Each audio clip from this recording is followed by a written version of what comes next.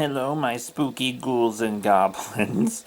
It's me, B3, back with another fun movie reaction review. Uh, you know, uh, Today I wanted to do something dinosaur-y, and we are.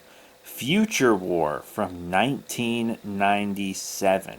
Direct-to-video, science fiction film. It's about a human slave that was bred on another planet in the future by cyborgs to do manual labor. Yeah. And he escapes them and ends up on Earth in the 90s, you know? So he runs around learning stuff, learning language and etc.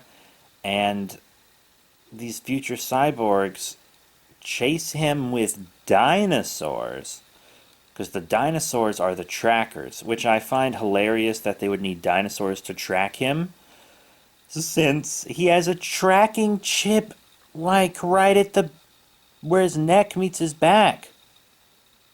He's got a tracking chip in his spine, and they still use dinosaurs to track him. Wow, that's smart. That's real smart.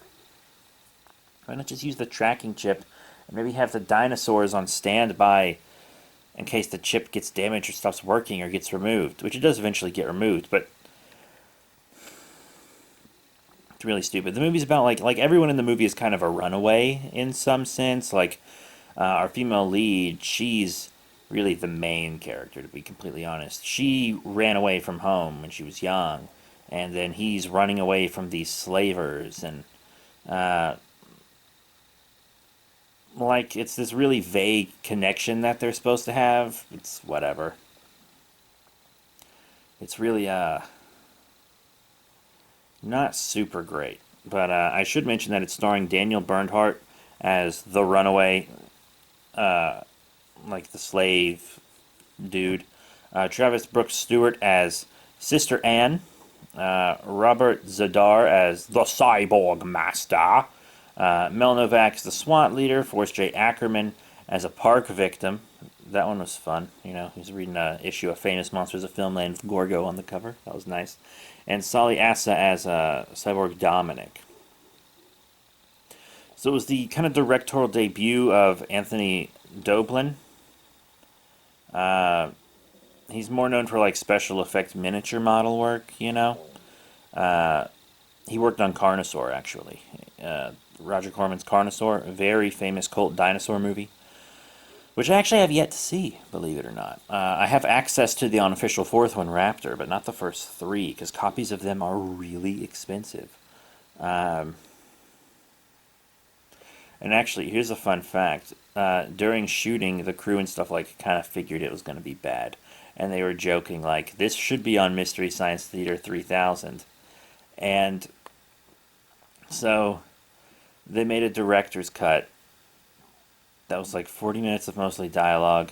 Future War was screened for the crew, because like often there's like when I worked in film more, there were like rap parties, and they would often show things at the rap party, like what they had, you know? And apparently there was a discussion, and it did not go well. And the director quit, and then a damage control unit had to come in and fix the film. So he had to come in and complete the film, and then it was eventually screened at AFM. And the Mystery Science Theater did in fact do it. In fact, I have seen the Mystery Science Theater that did it.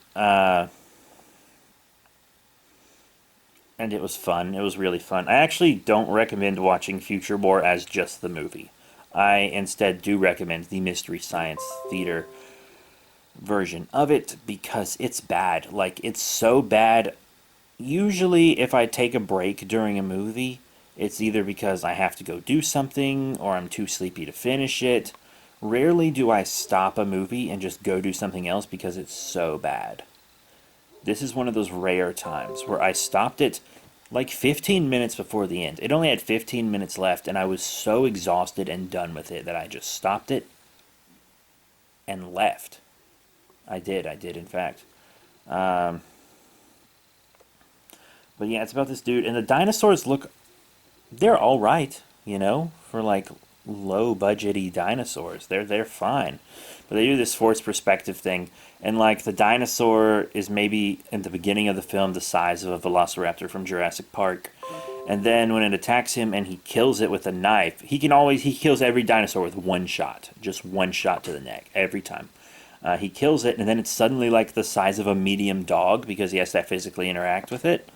Because they were using forced perspective, but then they weren't using forced perspective anymore, so just the dog-sized model was in his hands. When they were actually using forced perspective, it was decent, but there are lots of size inaccuracies with a lot of this stuff. There are also scenes that were like obviously shot like mixed scenes. Like there were sometimes where he had battle damage, and then the camera angle would change, and he wouldn't have battle damage anymore, and then it changed back, and he would have battle damage. Um, this slave character knows kickboxing. He somehow learned kickboxing, even though he was bred as a slave and has just done slave work his whole life. Uh, I don't understand that. Uh, it's really weird. Lots of weird stuff. Weird, unnatural dialogue. Yeah, it has about the effects level I expected, and the acting was actually a little worse than expected.